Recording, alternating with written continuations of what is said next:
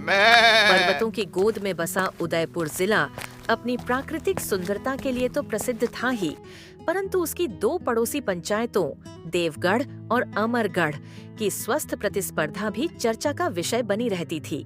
देवगढ़ की सरपंच विजय लक्ष्मी एक दृढ़ निश्चयी और ऊर्जावान महिला थीं। उनके नेतृत्व में देवगढ़ ने विकास के नए नए कीर्तिमान स्थापित किए थे। वह अक्सर कहती, विकास का अर्थ है ठोस सड़कें, निर्मल विद्युत व्यवस्था और शिक्षा का प्रकाश। यही तो है असली प्रगति। वहीं उनकी प्रतिद्वंद्वी अमरगढ़ की सरपंच सुमन देवी अपने धैर्य और शांत स्वभाव के लिए विख्यात थीं। उन्होंने अपने गांव की प्राकृतिक सुंदरता और सांस्कृतिक विरासत को संवारकर उसे पर्यटन का एक आदर्श गांव बना दिया था।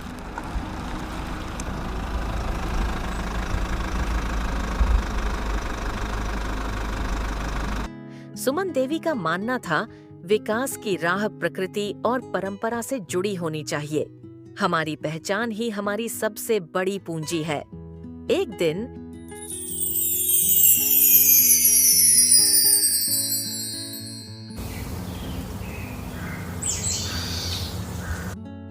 जिला मुख्यालय में एक बैठक के दौरान दोनों सरपंचों के बीच विकास के मॉडल को लेकर चर्चा छिड़ गई। विजय लक्ष्मी ने गर्व से कहा, सुमन जी, आपके गांव में सुंदरता तो है, पर युवा पीढ़ी को रोजगार कहाँ मिल रहा है? हमारे देवगढ़ में तो हर युवा के पास एक सुनहरा भविष्य है। सुमन देवी मुस्कुराई और शांत स्वर में बोली, विजय लक्ष्मी जी, रोजगार केवल कारखानों में ही नहीं होता। हमारे यहाँ आने वाले पर्यटकों ने होम स्टे, हस्तशिल्प और स्थानीय व्यंजनों को इतना बढ़ावा दिया है कि हमारे लोगों की आय पहले से कहीं अधिक है। साथ ही हमारी संस्कृति भी सुरक्षित है। लेकिन आधुनिक सुविधाओं के बिना विकास अधूरा है और प्रकृति को नजरअंदाज करके की गई प्रगति टिकाऊ नहीं होती। ये संवाद सुनकर जिला अधिकारी मुस्कुराए बिना न रह सके। उन्होंने कहा, देवियों, आप दोनों के दृष्टिकोण अलग अलग हैं, परंतु लक्ष्य एक ही है, अपने अपने गांव का कल्याण। क्यों न इन दोनों मार्गों का सर्वोत्तम अंश लेकर एक ऐसा मॉडल बनाया जाए जो संतुलित हो।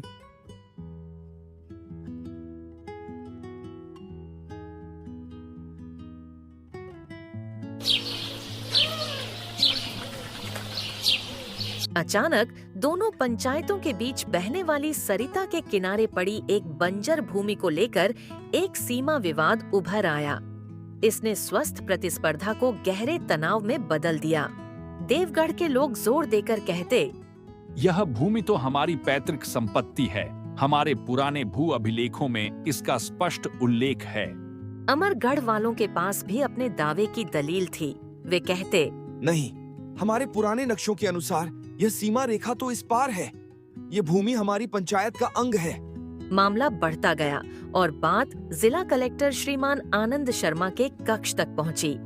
दोनों ओर के लोगों की बात सुनकर कलेक्टर साहब गंभीर हो गए। फिर उन्होंने एक अद्भुत निर्णय सुनाया। उन्होंने दोनों सरपंचों से कहा, विजय लक्ष्मी जी, सुमन देवी जी, ये विवाद तो आपके अपने पंचायत स्तर का है, अतः इसका समाधान भी पंचायत स्तर पर ही होना चाहिए। मैं एक प्रयोग करना चाहता हूँ। सबकी उत्सुक निगाहें कलेक्टर साहब पर टिक गईं। अगले 7 दिनों तक विजय लक्ष्मी जी अमरगढ़ की अंतरिम सरपंच बनेंगी और सुमन देवी जी देवगढ़ की। आपको एक दूसरे के गांव में जाकर वहां के लोगों की समस्याएं सुननी है और उनका निष्पक्ष तथा प्रभावी निपटारा करना है।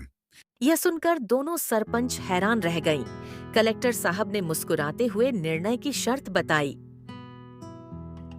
जो सरपंच पराये गांव के लोगों का विश्वास अर्जित करते हुए अधिक न्याय संगत और कुशलता से कार्य करेगी, उसी की पंचायत को इस विवादित भूमि का अधिकार दिया जाएगा।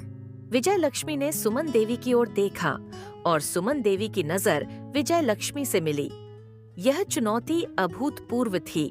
अब यह प्रतिस्पर्धा नहीं, बल्कि एक दूसरे को समझने की परीक्षा थी। और इसी के साथ इस संघर्ष का एक नया और अनोखा अध्याय शुरू हुआ। विजय लक्ष्मी और सुमन देवी दोनों के लिए यह एक अभूतपूर्व चुनौती थी। शत्रु पक्ष के गांव में जाकर वहां के निवासियों का न्याय करना, यह तो एक साहसिक कार्य से कम नहीं था। प्रातःकाल का समय था। जब सुमन देवी देवगढ़ पहुंची, गांव के लोग उन्हें एक अजनबी और प्रतिद्वंद्वी की दृष्टि से देख रहे थे। निगाहों में संदेह और उत्सुकता का मिश्रण था। पंचायत भवन में बैठक आरंभ हुई। सबसे पहला मामला एक बुजुर्ग किसान राम सिंह का आया। उनकी आंखों में निराशा थी।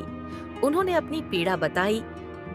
सरपंच साहिबा, मेरा अपना बेटा ही मेरी थोड़ी सी जमीन हड़पना चाहता है और इस बूढ़े को घर से निकाल दिया है। जमीन तो अब मेरे नाम होनी चाहिए।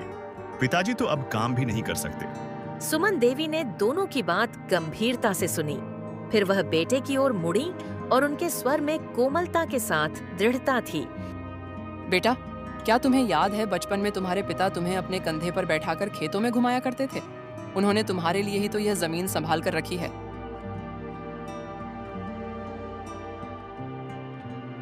जमीन तो एक दिन तुम्हारी हो ही जाएगी, पर यह सोचो, अगर आज तुमने पिता का स्नेह और आशीर्वाद खो दिया तो यह जमीन क्या तुम्हारे मन का बोझ हल्का कर पाएगी?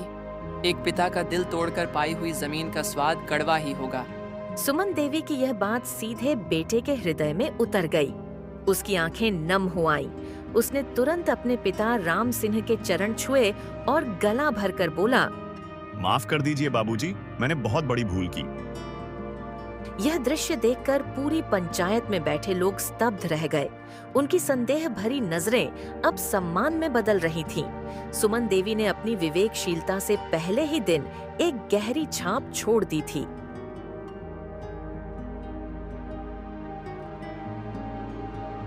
मोहल्ले की शांति एक दिन अचानक दो पड़ोसियों के बीच होने वाले तीखे विवाद से डगमगा उठी। एक ओर थे श्रीमान हरीश चंद्र, जो अपने घर की दीवार पर पड्डी एच रही दरार से बेहद चिंतित थे। दूसरी ओर थे श्रीमान विजय प्रकाश, जिन्हें अपने आम के पेड़ डेट से अगाध स्नेह था। हरीश चंद्र ने गुस्से में कहा, विजय भाई, देखिए, आपके पेड़ की यह मोटी डाल लगातार मेरी दीवार से टकरा कर इसे कमजोर कर रही है। अगर यह दीवार ही गिर गई तो बड़ा नुकसान होगा। कृपया इस शाखा को तुरंत कटवा दीजिए।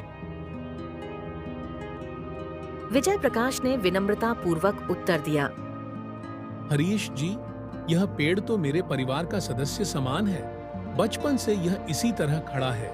इसकी एक शाखा काटना मेरे लिए असंभव है। आप थोड़ा सब्र रखें। हवा चलने पर ही तो यह दीवार से टकराती है। बात बढ़ाती गई और तनाव इतना बढ़ गया कि दोनों पक्षों ने मामला पंचायत प्रमुख सुमन देवी के सामने रखने का निर्णय लिया। सुमन देवी, जो अपने व्यावहारिक और न्याय संगत फैसलों के लिए जानी जाती थीं, ने तुरंत मामले की जगह पर पहुंचकर निरीक्षण करना उचित समझा।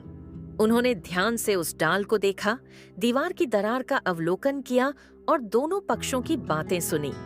थोड़ी देर सोचने के बाद सुमन देवी के चेहरे पर एक सूझबूझ भरी मुस्कान खेल गई। उन्होंने दोनों पड़ोसियों से कहा, भाइयों, एक बात ध्यान से सुनिए। हरीश चंद्र जी, आपकी चिंता वाजिब है। दीवार का कमजोर होना खतरनाक भी हो सकता है। और विजय प्रकाश जी, आपका पेड्डेज से लगाव भी स्वाभाविक है। पर क्या हम एक ऐसा उपाय नहीं निकाल सकते जिससे न पेड्डेज का अहित हो और न ही दीवार को खतरा रहे? दोनों ने उत्सुकता से सुमन देवी की ओर देखा। उन्होंने आगे समाधान सुझाया, सुनिए, इस डाल को काटने की आवश्यकता नहीं है। क्यों ना हम दीवार के उस हिस्से को मजबूती से पक्का करवा दें और साथ ही पेड्डे की इस शाखा को एक मजबूत सहारा दे दें, ताकि हवा चलने पर भी यह दीवार से सटे ही नहीं। इससे न पेड्डे को क्षति पहुंचेगी और न आपकी दीवार को। यह सुनकर दोनों पड़ोसियों के चेहरे पर चमक आ गई। हरीश चंद्र बोले, वाह सुमन देवी, यह तो बहुत ही अच्छा विचार है। हाँ, इससे न तो मेरे पेड़ की शाखा कटेगी और न ही हरीश जी का नुकसान होगा। मैं दीवार मजबूत करवाने में भी सहयोग दूंगा। ऐसा कहते हुए दोनों ने हाथ मिलाया और पुरानी दोस्ती को फिर से सींचते हुए समस्या का समाधान निकाल लिया। सुमन देवी का यह बुद्धिमत्तापूर्ण और शांतिपूर्ण हल देखकर पूरे मोहल्ले ने सीख ली कि थोड़ी सूझबूझ और आपसी सद्भावना से किसी भी झगड़े का समाधान संभव है। सुमन देवी ने आज सचमुच ही कई कांटेदार मामलों की सुलझाई की डोर थामी थी। उनकी शांत और संयत भाषा उनकी तार्किक सोच ने हर समस्या की गुंथी हुई गांठ को सरलता से खोल दिया। वे किसी के दिल को ठेस पहुंचाए बिना ही सच्चाई को सामने लाने में सफल रहीं। उनकी सबसे बड़ी विशेषता थी लोगों के मन में पनप रहे मनमुटाव को दूर करने की क्षमता। दिन के अंत में देवगढ़ के लोग हैरानी से एक दूसरे का मुंह ताक रहे थे। वे इस बात पर विचार कर रहे थे कि क्या यही वह सुमन देवी है जिन्हें वे चुनाव के दिनों में अपनी प्रतिद्वंद्वी मान रहे थे। आज उन्होंने जिस निष्पक्षता और दयालुता से काम लिया, उसने सचमुच ही सबका दिल जीत लिया था। एक वृद्ध महिला ने दूसरे से कहा भी, अरे बहन, ऐसी तो सरपंच होती है। ये तो मानो घर की बड़ी बहू है जो सबको साथ लेकर चलती है। सुमन देवी की इस सफलता ने न केवल उनके कर्तव्य का निर्वाह किया, बल्कि गांव में एक नई भाईचारे की भावना का सूत्रपात भी किया।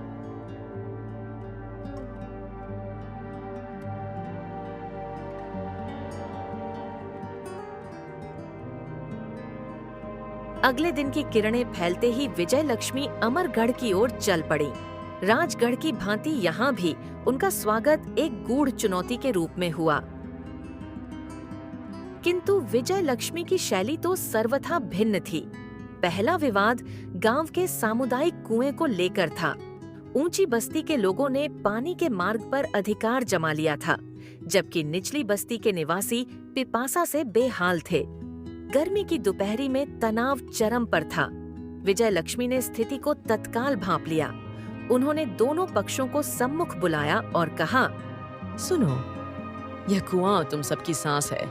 यदि सांस ही अटक जाए तो गांव का जीवन कैसे चले? एक ऊंची बस्ती के युवक ने उग्र स्वर में कहा, महाराज, हमारे पूर्वजों ने इस कुएं को खोदा था। हमारा अधिकार स्वाभाविक है। तुम्हारे पूर्वजों ने इसे पूरे गांव की प्यास बुझाने के लिए खोदा था, केवल तुम्हारे लिए नहीं। पानी भगवान का दिया हुआ वह अनमोल वरदान है जिस पर किसी एक का अधिकार नहीं। इसे बांटना धर्म है, इसे रोकना पाप। इसके पश्चात उन्होंने एक स्पष्ट और अटल आदेश सुनाया। उन्होंने कुएं के पास ही एक समय सारणी बनवाई, जिसमें प्रत्येक परिवार के लिए पानी लेने का एक निश्चित समय निर्धारित किया गया। यह सुनिश्चित करने का भी प्रबंध किया गया कि कोई भी परिवार इस नियम का उल्लंघन न करे। अंत में उन्होंने गंभीर स्वर में घोषणा की, जल ही जीवन है। इसकी एक एक बूंद का अपना मूल्य है। इसे बर्बाद करने अथवा अन्यायपूर्वक बांटने की अनुमति कदापि नहीं दी जा सकती। यह न्याय नहीं, धर्म का पालन है। उनके इस निर्णय ने न केवल पानी का झगड़ा सुलझाया, बल्कि अमरगढ़ वासियों के हृदय में न्याय के प्रति गहरी आस्था भी जगाई।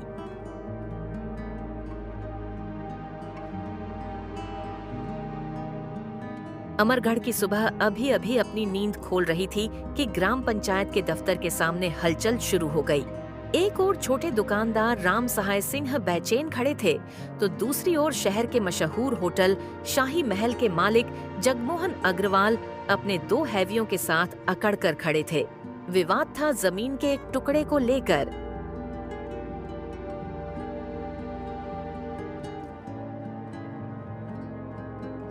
तभी नई और युवा सूबेदार विजय लक्ष्मी कार्यालय में पहुंची। उन्होंने स्थिति का आकलन करने में एक पल की भी देरी नहीं की। राम सहाय ने हाथ जोड़कर फरियाद की, महोदया, ये जमीन मेरे बाप दादा की है, लेकिन जगमोहन जी ने रातों रात अपना कब्जा जमा लिया है। मेरी छोटी सी दुकान है, वही मेरा सहारा है। यह सब झूठ है। यह जमीन तो खाली पड़ी थी। राम सहाय के पास कोई सबूत नहीं है। विजय लक्ष्मी ने शांत भाव से दोनों की बात सुनी।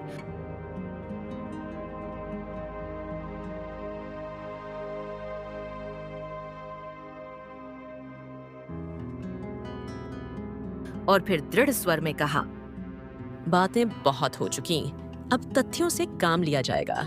पंचायत के रिकॉर्ड तत्काल मेरे सामने प्रस्तुत किए जाए।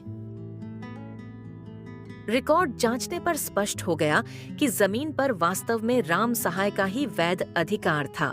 विजय लक्ष्मी ने जगमोहन की ओर कठोर दृष्टि से देखते हुए आदेश सुनाया, श्री अग्रवाल, यह रिकॉर्ड स्पष्ट कर रहा है कि आपने अवैध रूप से इस भूमि पर कब्जा किया है। आपको तत्काल यह जमीन खाली करनी होगी। जगमोहन ने अपनी चाल चलनी चाहिए। महोदया, थोड़ा समय, कुछ दिन। नहीं, एक दिन का भी विलंब स्वीकार्य नहीं है। यदि कल सूर्योदय तक यह जमीन खाली नहीं हुई तो भारी जुर्माना और कानूनी कार्रवाई का सामना करना पड़ेगा। निर्णय अंतिम है। विजय लक्ष्मी की दृढ़ इच्छा शक्ति और तथ्य बेस्ड निर्णय के आगे जगमोहन अग्रवाल की सारी अकड़ चूर चूर हो गई। उसने सिर झुका लिया और बिना एक शब्द कहे वहां से चला गया। राम सहाय की आंखों में संतोष और कृतज्ञता के आंसू थे। इस घटना ने विजय लक्ष्मी के कार्यशील दिन की शुरुआत कर दी। उन्होंने अगले ही क्षण अमरगढ़ की लंबे समय से लंबित समस्याओं की फाइलें खोल दी। अपने कर्मचारियों को निर्देश देते हुए उन्होंने कहा, यह फाइल बाजार वाली टूटी सड़क की मरम्मत की है। इस पर कार्य तुरंत प्रारंभ हो। और यह शिकायत अंधेरी गलियों की है। इनमें स्ट्रीट लाइट लगाने का काम इसी सप्ताह पूरा होना चाहिए। उनकी इस कार्यक्षमता और त्वरित निर्णय शक्ति ने अमरगढ़ के लोगों को चकित कर दिया। वे एक दूसरे से कहने लगे, आखिरकार हमें एक ऐसा अधिकारी मिल गया है जो केवल फाइलें नहीं खोलता बल्कि काम करवाने की दमखम रखता है। विजय लक्ष्मी जी में वह जज्बा है जो अटके हुए कामों को पूरा कर सकता है। और इस प्रकार विजय लक्ष्मी ने अपनी ईमानदारी और कर्तव्य निष्ठा से अमरगढ़ में एक नई आशा की किरण जगा दी।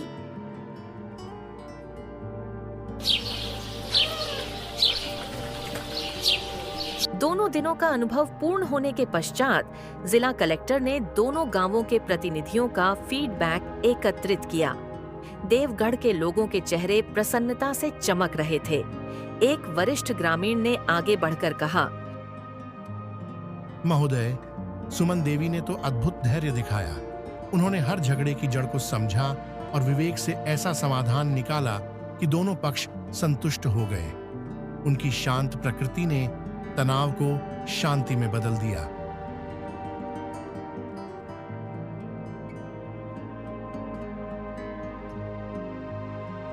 वहीं अमरगढ़ के दल ने भी अपना पक्ष रखा।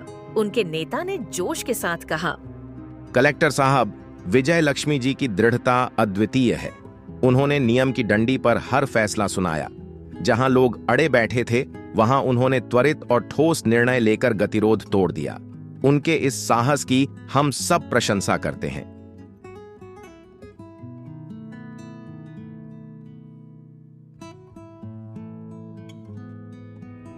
कलेक्टर महोदय मुस्कुराए। उन्होंने दोनों सरपंचों को अपने पास बुलाया और स्नेहपूर्ण स्वर में कहा, सुमन देवी, विजय लक्ष्मी, आप दोनों ने अपने अपने अनूठे अंदाज में न्याय की मिसाल कायम की है। सुमन जी ने हृदय को छू लिया तो विजय लक्ष्मी जी ने अनुशासन की अमिट छाप छोड़ी। यह प्रतियोगिता तो मात्र एक माध्यम थी जिसने सिद्ध कर दिया कि न्याय के लिए दोनों ही गुण परम आवश्यक हैं। अतः इस प्रतियोगिता का कोई एक विजेता नहीं है। उन्होंने गंभीर होते हुए आगे कहा, और अब उस विवादित जमीन का अंतिम निर्णय, यह दायित्व मैं आप दोनों को सौंपता हूं। आप मिलकर कोई ऐसा रास्ता निकालें जो सबके हित में हो। कलेक्टर के ये शब्द सुनकर दोनों सरपंच एक दूसरे की ओर देखते रह गए। पिछले 2 दिनों के अनुभव ने उनकी सोच पर गहरा प्रभाव छोड़ा था। विजय लक्ष्मी ने पहल करते हुए सुमन देवी की ओर हाथ बढ़ाते हुए कहा, सुमन दीदी, आपके समक्ष झुकता मेरा मन है। आपकी कोमलता और धैर्य ने मुझे सिखाया है कि कठोरता से कहीं अधिक शक्तिशाली हृदय को जीतने वाली वह कोमल बयार होती है जो संघर्ष के कंटकों को हटा देती है। नहीं विजय लक्ष्मी जी, आपकी दृढ़ता ने तो मुझे यह आईना दिखाया है कि केवल शांति की बातें करने से काम नहीं चलता। न्याय के लिए कानून का दृढ़ पालन भी उतना ही आवश्यक है। आपसे मिलकर ही मैं यह समझ पाई हूँ। दोनों के बीच यह आत्मीय संवाद ही अंतिम फैसले का आधार बना।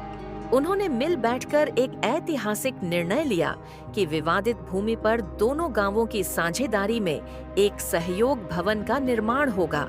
इस भवन में एक विशाल पुस्तकालय और एक आधुनिक कंप्यूटर शिक्षा केंद्र स्थापित किया जाएगा, जहां दोनों गांवों के युवा ज्ञान अर्जित कर सकेंगे।